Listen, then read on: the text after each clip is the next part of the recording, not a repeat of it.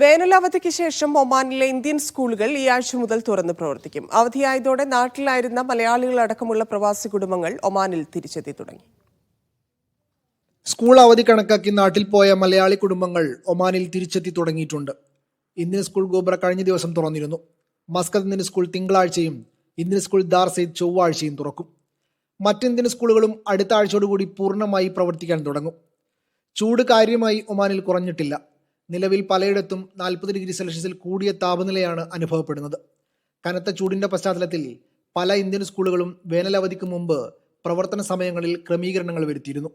School തുറക്കുന്നതോടെ തന്നെ സ്വാതന്ത്ര്യദിനാഘോഷ പരിപാടികളുടെ ഒരുക്കങ്ങൾ ആരംഭിക്കും. സ്വാതന്ത്ര്യദിനാഘോഷത്തോടൊപ്പം നടന്ന സാംസ്കാരിക കലാപരിപാടികളുടെ പരിശീലനവും മറ്റും വരും ദിവസങ്ങളിൽ ആരംഭിക്കും. സ്കൂൾ തുറക്കുന്നതിന്റെ ഭാഗമായി വിപണിയും സജീവമായിട്ടുണ്ട്. പ്രധാന മാളുകളിലും വ്യാപാര സ്ഥാപനങ്ങളിലും ബാക്ക് ടു സ്കൂൾ ഓഫറുകളും ആരംഭിച്ചിട്ടുണ്ട്. ചെറുതും വലുതുമായ വ്യാപാര സ്ഥാപനങ്ങളിലെല്ലാം നിലവിൽ പഠനോപകരണങ്ങളുടെ വിൽപ്പനയുടെ തിരക്കിലാണ്.